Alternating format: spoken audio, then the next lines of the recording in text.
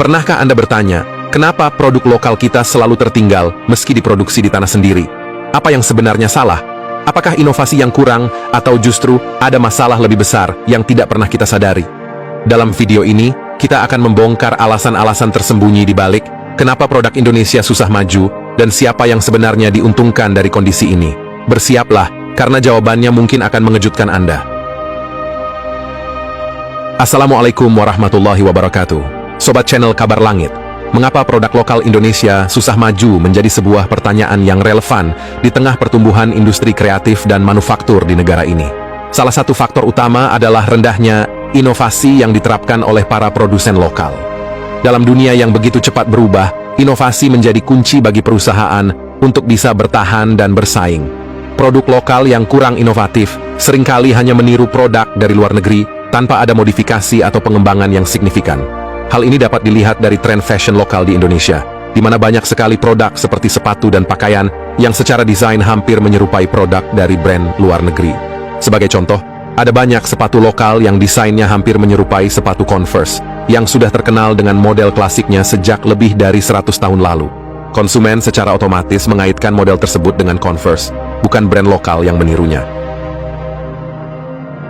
Fenomena ini menunjukkan bahwa produk lokal belum mampu menciptakan identitas yang kuat dan berbeda.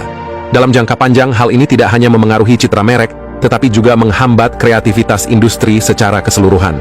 Ketika produsen lebih memilih untuk meniru daripada menciptakan sesuatu yang baru, mereka tidak hanya kehilangan kesempatan untuk membangun merek yang kuat, tetapi juga merusak ekosistem kreatif yang seharusnya terus berkembang. Sebagai akibatnya, pasar dipenuhi dengan produk yang serupa, dan konsumen tidak memiliki insentif untuk memilih produk lokal jika mereka bisa mendapatkan produk asli dari luar negeri dengan harga yang sedikit lebih tinggi. Lebih jauh lagi, banyak produsen lokal yang juga kurang berani mengambil risiko dalam hal inovasi. Mereka cenderung memproduksi barang-barang yang sudah terbukti laku di pasaran tanpa mempertimbangkan diferensiasi. Ketakutan akan produk yang tidak laku membuat produsen lebih memilih untuk bermain aman, dan ini berdampak pada stagnasi dalam industri. Padahal, inovasi tidak selalu berarti menciptakan sesuatu yang revolusioner, namun bisa dimulai dengan memodifikasi produk yang sudah ada agar lebih sesuai dengan kebutuhan pasar lokal. Selain masalah inovasi, ada juga masalah mentalitas yang menjadi penghambat kemajuan produk lokal. Masih banyak produsen lokal yang memiliki mentalitas lemah dalam menghadapi persaingan dengan produk luar negeri. Salah satu contohnya adalah dalam sektor teknologi, di mana produk dari luar seperti layanan internet satelit milik Elon Musk, Starlink, sempat menjadi perbincangan. Kehadiran teknologi ini dianggap sebagai ancaman serius bagi provider lokal. Banyak pihak yang khawatir bahwa Starlink bisa menguasai pasar Indonesia dan menyingkirkan penyedia internet lokal. Namun, yang seharusnya menjadi perhatian adalah bagaimana kualitas produk lokal bisa bersaing dengan produk luar. Jika kualitasnya baik, konsumen akan tetap memilih produk lokal, terlepas dari merek luar yang masuk ke pasar. Sebaliknya, banyak produk lokal yang justru bergantung pada perlindungan pemerintah daripada berusaha meningkatkan kualitas mereka. Hal ini terlihat dari seringnya kampanye "Cintai Produk Indonesia" yang, meskipun penting, tidak cukup untuk mendorong daya saing. Kampanye semacam ini hanya akan efektif jika produk lokal benar-benar memiliki kualitas yang mampu bersaing di pasar.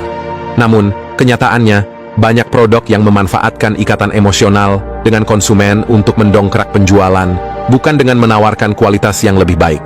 Sebagai konsumen, tentunya kita ingin mendukung produk lokal, namun dukungan tersebut tidak bisa sepenuhnya berdasarkan ikatan emosional saja. Kualitas tetap menjadi faktor penentu utama dalam keputusan pembelian. Hal lain yang perlu diperhatikan adalah tantangan struktural yang dihadapi oleh produsen lokal. Banyak produsen yang kesulitan untuk berinovasi karena tingginya biaya riset dan pengembangan, serta terbatasnya akses ke teknologi dan modal. Di Indonesia, biaya riset dan pengembangan seringkali dianggap sebagai beban tambahan yang berat, terutama bagi usaha kecil dan menengah. Ini berbeda dengan negara-negara maju di mana inovasi didukung oleh ekosistem yang kuat, mulai dari universitas, pusat penelitian, hingga dukungan pemerintah.